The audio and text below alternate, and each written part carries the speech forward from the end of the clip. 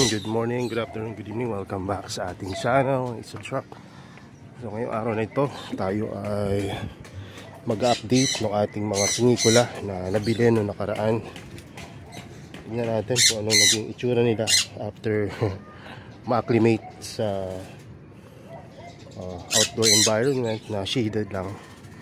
So ito ay mga galing sa indoor at sabi nung iba naka-aircon pa daw to, pero sabi sa akin ng binilan ko as semi-outdoor environment kung saan hybrid siya, outdoor pero may grow light.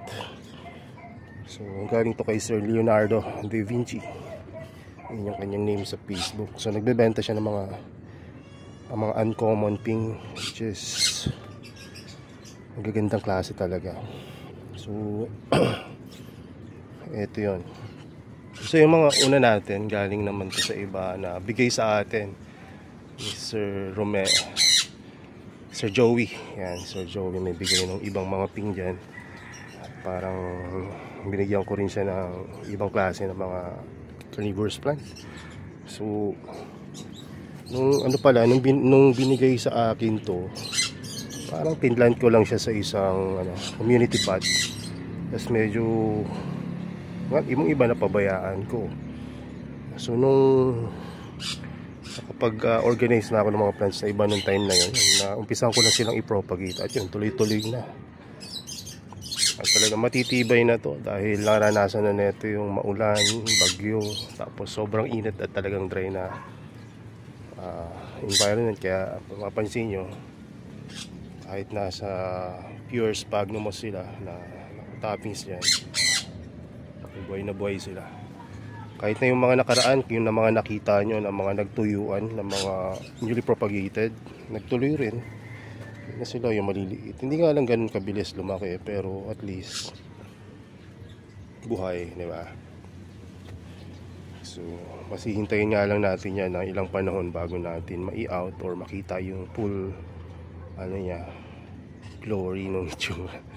Pero makikita naman natin limited na sila sa outdoor. Mabilis na lang yan pagka ganyan, since may mga ibang malalaki naman na pwedeng unahin kapag may kailangan na may bumili.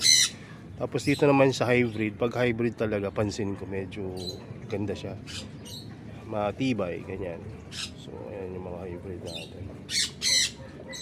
Tapos pagdating naman dito sa Aphrodite, so ito matibay talaga yan, pinababayaan ko na yan dyan.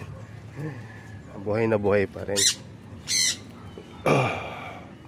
Tinatanggalan ko lang ng mga tuyong dahon, tapos huwag kakalimutan na tanggalin tong mga tumutubong mga damo na to, kasi pagka napabayaan nyo na puro damo, poproblemahin yan pagka na-outgrow na nila yung mga tanim nyo, kasi unti-unti nyo lang papatayin yung mga tanim nyo. Siyempre pag shaded, hindi masyado makapag-photosynthesis yung tsaka yung space, mas malalaki itong mga halaman na to. Kaya tatanggalin nyo yung mga damo na yan, kahit na mga beneficial sila. Yung beneficial sa atin kasi herbal, pero tatanggalin nyo, tutubo naman sa ibang lugar yan. Hindi na kayo manghinayin na tanggalin. Kung gusto nyo i-replant nyo, wala pa kayo mga ganyan, pero tanggalin nyo yan dahil kailangan nasa tamang lugar sila. Ayan, so mamaya ako natutuloy ito. Doon tayo sa sinasabi ko. Ito pala, itong Pingicula primuliflora, ayan, medyo lumaki-laki na. Mamaya mag-propagate tayo. Kasi ito yung mga na-mix yan. Tapos ito naman yung seto. Ayan, diba? Dami-dami pa rin yan. At ipopropagate rin siguro natin yan mamaya. Dito tayo sa unang dumating na mga halaman. Nung una, talagang naka-secure yan, nakalagay sa cage na maliit. Tapos pati itong lock nila ko kasi mabuksan ng mabait.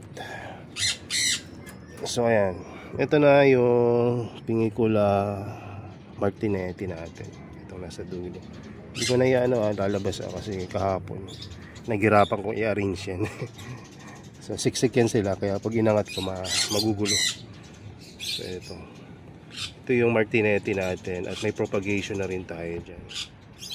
At bukod dyan sa dalawang propagation na dalawa, alam ko nag-propagate din tayo dito sa kabila eh. Ewan ko lang kung magiging successful. Parang ang Martinetti gusto niya yung medyo, yan, yung tulad yan, yung dry yung media. Hindi tulad sa mga media natin doon na pure sphagnumos. Kasi natutuyo agad eh. Pero titignan natin mamaya kung kamusta na yung propagation natin doon. Tapos etong isa, Pingiculus condoy, ito nasa harapan natin. Ang unang ano ko dito, mahirap itong i-propagate. Pero siguro dahil bigger yung specimen na naibigay sa atin. Ayan o, nag-germinate yung condoy na tinanim natin na dalawa. Tapos parang may condoy pa rin ako dito sa ilalim. Mamaya tingnan mo. So ayan. So ang condoy gusto rin niya ng ganong media. So ibig sabihin maganda yung media talaga, no, ni Sir Leonardo da Vinci. Ayan. Tapos ito namang Pingiculatina. Ayan. Kaya kung mapapansin nyo, lahat ng ping dito bawas yung dahon kasi nga tinry natin siyang i-propagate. So ba't ako nagpo-propagate again? Para may backup. So ito yung Pingiculatina. Pansin niyo. Mga makukulay yan ang dumating nung tumagal na dito, nawala na yung kulay nila. Siguro ma-achieve ko rin yung ano, kahit papaano may konting kulay, pero hindi yung tulad sa grow light ng pulang-pula. Tulad nito mga to.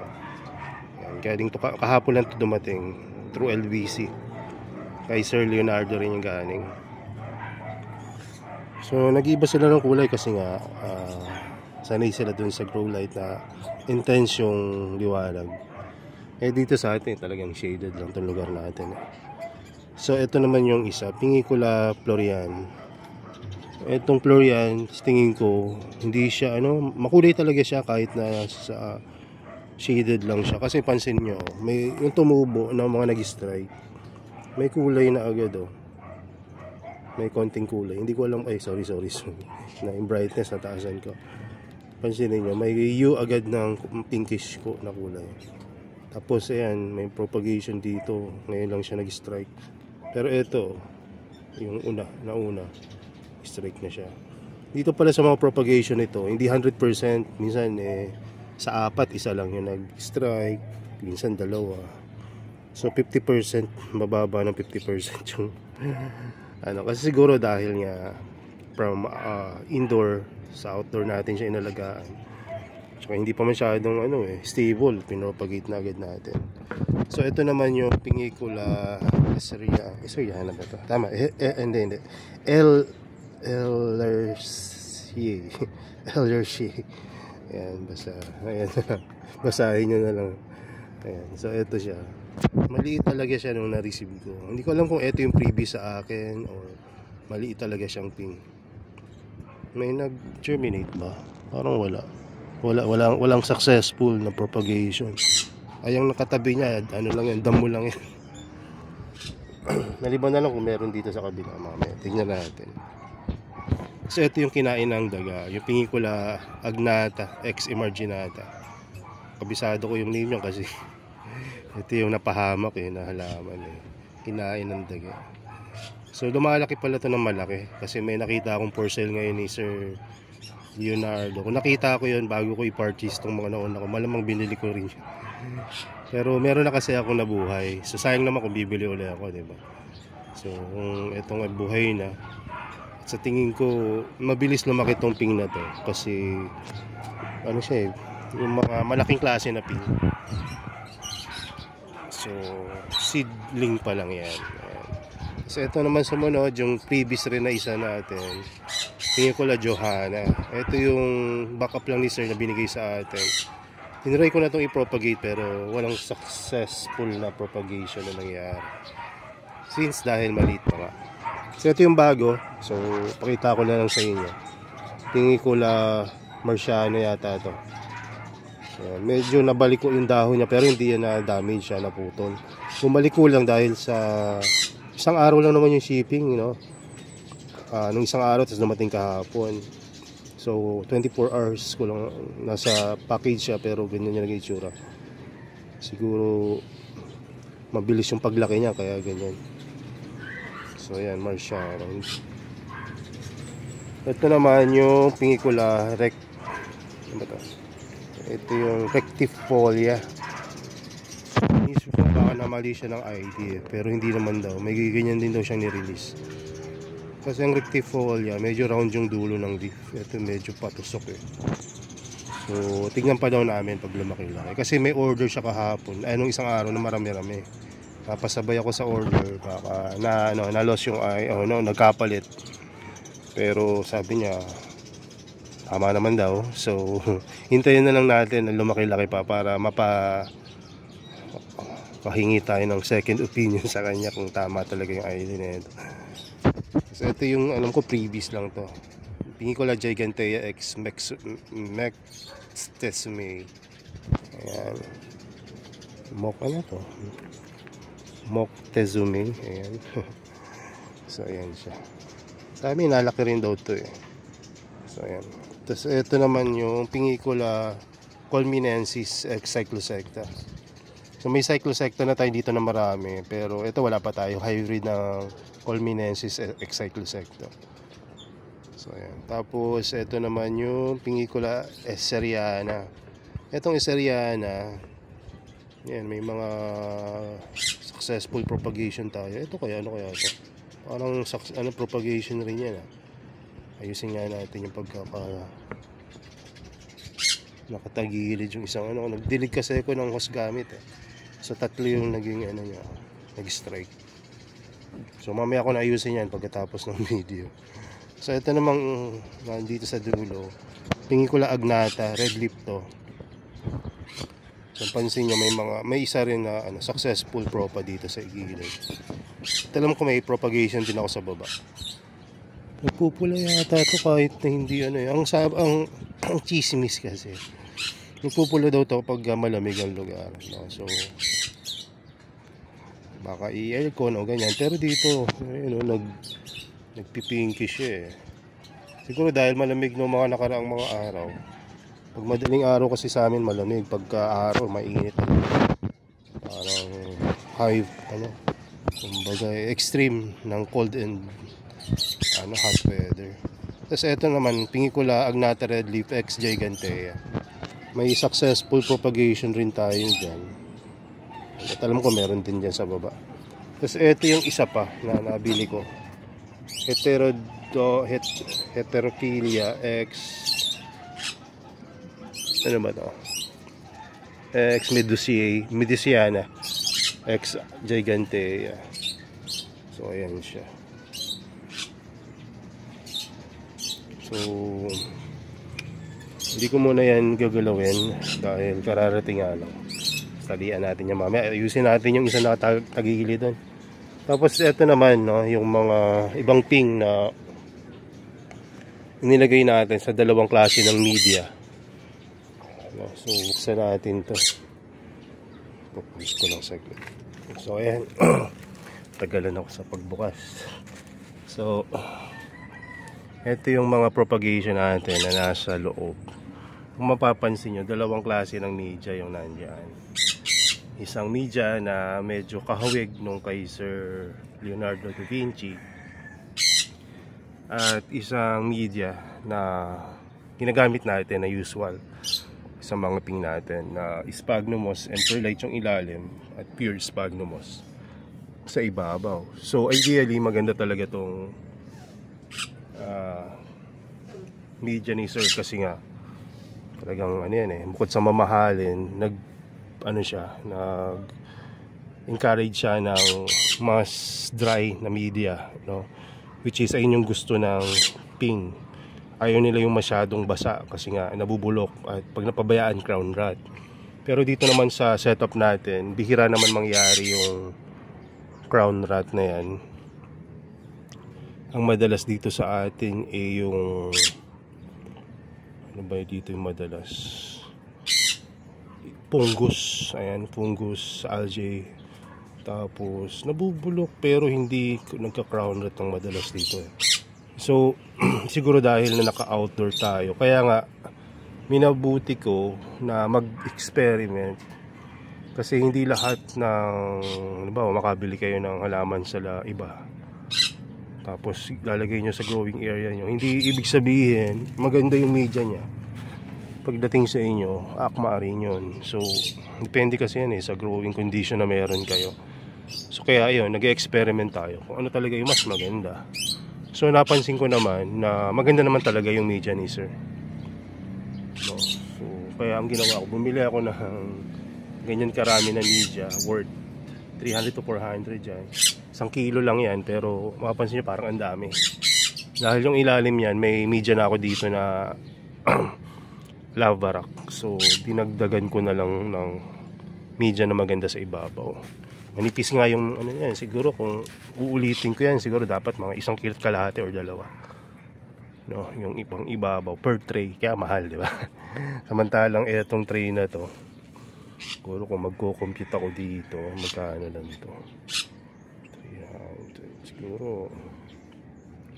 So worth 300, meron ka ng media na ganito kalaki or less. Pero doon siguro mas mahal ng 100, 200 or higit pa, baka doble pa or triple. Kasi depende kung saan ka bibili, tsaka kung anong gusto mong mas maraming media. Ang napansin ko dun sa mga media niya dun sa taas, parang mas maganda yung media ni sir. Mas madami yung kanuma kesa sa akadama and lava rock. So tingin ko mas okay yung mataas yung kanuma. Ayun rin ang iniisip ko rin talaga dati, kanuma, maganda yung kanuma. Kasi yung kanuma hindi siya agad, hindi siya na pagka nadilig ka ng dilig, hindi siya na dudurog, hindi tulad ng akadama. Yung akadama, ito yung parang mga brown dyan na parang pids. So pagka hinawakan mo yan na nagka-crush yan sa kamay mo, kayang i-crush ito. Akadama to, ayan, para lang siyang matigas na adobe, parang adobe nga ito. Pero yung ito yung ito naman yung kanuma. Ito, ano rin siya, pero mas siya, mas matibay sa dilig. Nadudurog rin pala to. Ayan, pero hindi siya durog na durog. So matibay yan sa dilig. Kumbaga pagka nadiligan mo, hindi siya agad na tutunaw. So mas matibay. So ewan ko lang pagdating sa growth kung okay yung iniisip ko. Pero ito, pakita ko sa inyo yung difference ng dalawang media. So ito yung galing naman sa My Trap na pink, Gypsicola X Agnata. Meron rin ito si Sir Leonardo, pero ang sa kanya Agnata X Gypsicola. Mas una sa pangalan yung Agnata. Hindi ko alam kung same cross yan or baka magkaiba. Pero ayun yung kaya hindi ako bumili sa kanya ng Agnata X Gypsicola kasi tingin ko meron na ako niyan. Diba? Bibili ako nun tapos magkaiba lang yung pagkasunod ng pangalan. Baka depende sa mother, diba? Sa parent plant, no, pag cross. But anyway, meron na ako niyan. So may na-propagate na ako nito. Tumubo yan sa pure sphagnumos na toppings rin. So inilipat ko lang siya sa setup na to para magkakasama yung mga bagong ping. So ayan. So, sa ngayon, ayan yung lagay ng newly propagated na plantlet. Dito sa ito naman yung lagay ng mother plant. Sa tingin ko okay rin talaga tong media ni sir na 4-in-1 premium Japanese mix, no, kung gusto niyo bumili. So, meron yan sa Shopee. Hindi ako sponsor niyan, pero kita ko naman yung ganda ng quality. Kaya sa tingin ko okay rin talaga siya sa ping. Kasi pang cactus yun doon binibenta sa Shopee. Pero ang mga materialis nun ng media na yun, ito, kumbaga maganda siya sa mga ping talaga. So sumunod natin yung Weser. Ito yung Weser. Ayan. So malaki yan dati dahil sa dami ng tinanggal natin na down for propagation na hindi naman naging successful. Ayun na lang siya, kanya na siya kalit. Tapos yung propagation natin dito parang hindi na tumuloy. So parang mas okay rin talaga siya sa medyo dry na media. So yun ang maganda dahil na-testing natin kung anong mas ideal sa kanya. So okay talaga yung media na ganito. Pagdating naman sa Agnatha Red Leaf, wala pa siyang successful propagation. Ayan, hindi pa siya nag-strike. Ito naman, may Agnatha Red Leaf rin yata ako dito. Ito. So parehas lang siya. Kasi may Agnatha rin tayo doon, hindi nga lang Red Leaf. So hindi pa rin nabubulok parehas yung Agnatha Red Leaf natin. Tingnan ko nga kung kamusta yung strike na ito. Wala pa rin naman eh. Ayan, wala pa rin siyang tubo o kalyo na para dun siya tutubo. Sumunod itong Agnatha Red Leaf X Gigantea. So, wala pa rin. So ito'y nasa ano na dalawang linggo. Nag-i-strike yan siguro next week or this week. Makakakita na tayo ng konting isang dahon yan sa ibabaw. Saan ba yung Agnatha Red Leaf? Ito. Agnatha Red Leaf X Gigantea. May tubo na to. May tubo na nga ito siguro. Hindi, parang perlite. Ayan. So ganyan yung itsura niya. Malapit na to. Ayan, may konting lumalabas-labas na yata. So Agnatha na mga hybrids niya, crosses, okay siya sa ganitong media. Media ng sphagnumos. Dahil hindi agad natutuyo yung mga dahon-dahon niya. Pero maaring mabulok. Pagdating naman dito, maaring naman mag-dry. Kasi pansin ko dyan, nung uminit, tignan nyo nag-iitsura ng mga dulo ng dahon. Kasi na yan. Ayan, pansinin nyo. Ayan o, natuyo siya. Dito naman sa pure sphagnumos, pag nasobran sa dilig naman, mabubulok naman yan. Kaya pipili na lang kayo sa dalawa. Parehas masama yung mangyayari dyan kapag nasobra sa tuyo at sa sobrang basa. Kaya yung pinaka sweet spot talaga yan, hindi masyadong basa, hindi masyadong tuyo, sakto lang. So yung pagdidilig ng araw-araw, medyo kontrolin nyo kasi kapag ka okay pa, huwag nyo muna didiligan. Kapag ka uminit ng mainit, doon nyo diligan. No, pero yung araw-araw na dilig, medyo antabayanan nyo na huwag agad kayo magdidilig kung hindi pa naman kailangan. Sa kundoy naman, may kundoy dito. Ito yung propagation ko ng kundoy dito. Nilipat ko yung iba dito. So ayan, okay lang, wala pa rin. Dito sa isa, ganun din yung nangyari nung uminit, medyo nagkaroon ng pagkatayo.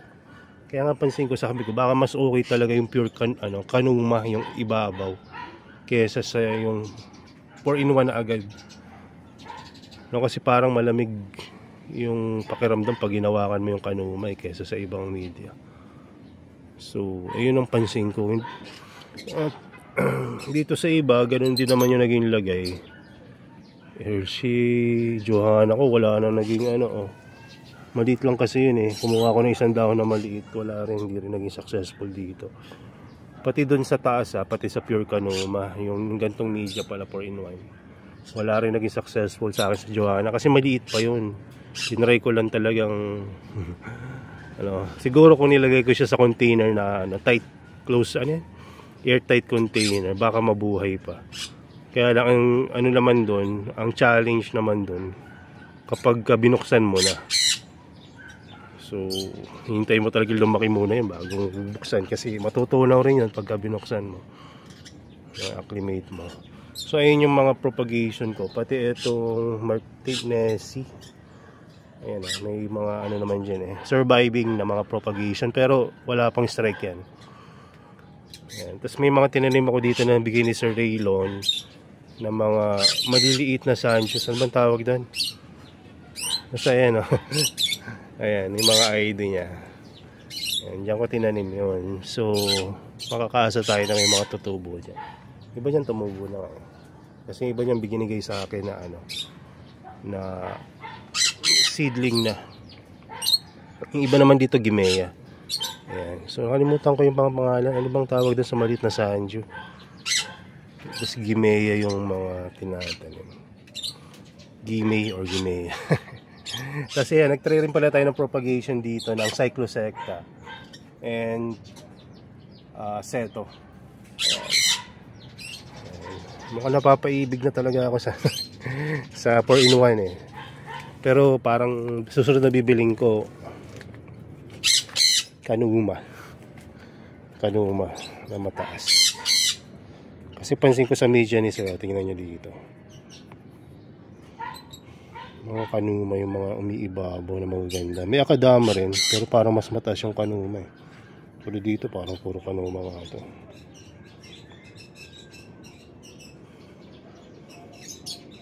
Tapos may nakita rin ako ibang media niya, may kasamang mga ayun o, kita niya yan. May mga bakas ng coco peat, coco coir. So ginagamit rin kasi yan para hindi ganun kabasa yung media. So pansin ko nga. So ang gusto talaga nila yung less moist na medium. So ayun yung update sa mga ping natin.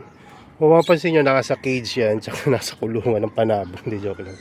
Sa kulungan ng aso to dati. So nilagyan ko lang ng ganito. Ito yung dating nilagay natin para sa mga bees natin sa labas, para hindi kainin ng ibon, pero makakalabas pa rin.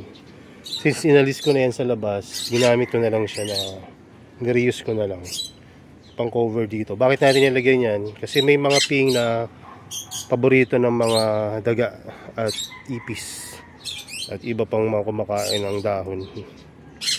Kaya nilagyan ko na ito. So tinali ko na lang kasi hindi ko na makita yung ano na ito, yung pinaka pangharang dito, kaya nilagyan ko na lang na ito. Ayan. Tapos itali ko na lang yan mamaya ng ganyan. So ayan yung update sa mga ping natin. Pagdating naman sa Cyclosecta, yung sasabing konti na lang yung Cyclosecta natin, kung konti na talaga. Ito na lang yung Cyclosecta na natira. Ayan, marami-rami pa siya actually, kaya lang maliliit na, di ba? Tapos may malalaki pa tayo, ito nasa taas. Ayan, nanganin natin. Ayan, may malalaki pa dyan, naiilan na lang. Kaya hindi ko binibenta lahat agad, para may matira pa sa ating malaki. Ayan, marami-rami pa rin naman yung malaki, pero kumpara sa dati, marami na talagang nabili. So hanggang ngayon may nabili pa rin na itong Cyclosecta, pero hindi ako nagre-release ng marami kasi mauubos to. So mahirap na matulad dun sa ibang halaman na naubos, tapos ako naman yung nangailangan, naghanap. So, mahalaga kasi may matitira kayong mga propagation, lalo na subok nyo na matibay sa growing area. At bukod doon, lihitin mo talaga ang Cyclosecta. So tanggalin lang natin naman ganyan. So ayan yung mga natirang Cyclosecta natin. Meron rin tayo mga dito, ibang mga Sanjus tulad ng Binata, Nidiformis, pati itong isa, kalimutan ko na yung tawag dyan. So under propagation pa sila. Doon may mga interested na bumili tulad ng Nidiformis. Pero mapagbibigyan natin ng paisa-isa lang kasi hindi pa sila talaga ganun ba magandang pang-out eh. Ayan. So yung Filiformis red pala, ayan, successful na yung propagation natin yan. Hindi ko na masyadong update ko pa ba kayo. Ayan, madali lang naman talaga i-propagate yan eh. Ayan. So ang gagawin nyo lang yan, huwag nyo hayaan na magalaw at matuyo pagka nagpo-propagate kayo ng ganyang klase ng plant. Tapos ito rin, na-propagate na rin natin tong Tamlin. Ayan, salamat kay Sir Raylon na nagdala ng mga bagong mother plant. So nakapag tayo uli, kabalik sa ganong klase ng mga halaman. So yun lang, at salamat sa inyong panonood at inyong update, no? So sa tingin ko worth it na gumamit ng mga medyo mahal na media kung bubuhayin naman ito yung halaman mo. Paano masasabing worth it yung media na yun? Eh yung halaman mo magkano? Sabihin natin, example lang natin, etong Cyclosecta na Polymenensis Cyclosecta. 850 yung out ni sir na ito eh. Nakuha ko ng 800. Laki maingay. Kasi nga marami naman tayo binili.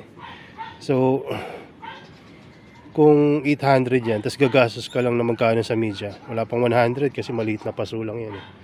Sulit na, diba? So nabuti na gumastos kayo na medyo mahal sa media kaysa magtipid kayo eh, hindi naman mabubuhay, sayang lang, diba? So worth it na yan na bumili tayo ng ping tapos nilagay natin sa maayos na media. So ganoon din sa ibang halaman, no? Kayo magtitipid masyado. Kung talagang willing kayo na gumastos sa ganong kamahal na halaman, ba't kayo titipirin yung medium, di ba? So yun. Kaya lang naman tayo nagre-recycle dito. Kasi para dun sa mga halaman na well acclimated na, kumbaga inugat na dito at kinalyo na buhay kahit sa init at lamig. So pwedeng medyahan yun ng mga media natin dito. Na mga usual ni Sphagnumos and Perlite. Na mga recycled since matitibay na sila, no? Ma-appreciate kaya nila yun kung lalagay mo sila sa 4-in-1 premium mix. Tingin ko yes, ma-appreciate nila yan at mas gaganda sila. So yun lang. Ayoko lang kasi na na mag-akseri ng media dito kung buhay na buhay naman, di ba? Sasabihin nyo bang pangit yung old media natin? Buhay na buhay naman. So yun nga lang, pag gumamit tayo ng media na ganito, tulad nito, dun sa mga bago nyong halaman, kumbaga may kayo, lamang kayo na mabubuhay nyong halaman. Eh kung naparami na natin to, ilalagay ko rin naman sa ganyang klase ng medium. Isasanayin na natin sila. So sa ngayon, paparamihin pa lang, at ayaw nating mamatayan ng halaman, syempre ilalagay natin yan sa ideal na mga planter or media. So yun lang, salamat sa inyong panonood at congratulations pala dun sa mga na bumili ng mga Helianthera natin at ibang mga carnivorous plant na medyo mahirap alagaan. At karamihan sa kanila na buhay nila. Lalo na yung nasa mga taga Mindanao na mga bumili. Kahit ako tuwan-tuwa dahil bumili sila ng plant tapos ngayon napapaganda nila. Ang bilis nung pagdami ng mga picture nun sa kanila. Talang sa akin pa isa-isang tubo lang ng picture. Sa kanila 4 agad samantalang diba? Karating lang nun sa kanila. Naabot ng 5-6 days papuntang Mindanao tapos ngayon ganda na ng tubo. At hindi ganun kaganda yung setup nila. Nakita ko bumbilya lang. Nalagay nila sa bumbilya na may parang yung ginamit nilang grow light. So yan, sana makita natin yung progression ng paglaki ng halaman nila. So yun lang muna at bababa ako. At medyo umiinit na dito at sakit ang ulo ko ngayon at inuubot sinusipon ako. Kaya pagka ganito yung pakiramdam nyo, pahinga kayo. Inom kayo ng maraming tubig. Kung may araw, paaraw kayo sa umaga. At kung may chance kayo na mag-exercise, huwag nyo hintayin na magkasakit kayo tulad ko. May ubo na ngayon sipon bago mag-exercise. Mahalaga kasi yung lung capacity natin na nag-i-improve dapat. Kailangan natin ng mga aerobic exercise, yung exercise na medyo nakakahingal pagkatapos. So kalimutan yung rin siyempre, warm up and cool down, stretching. Anyway, so yun lang muna. Salamat sa inyong panonood at God bless sa inyo. Bye bye.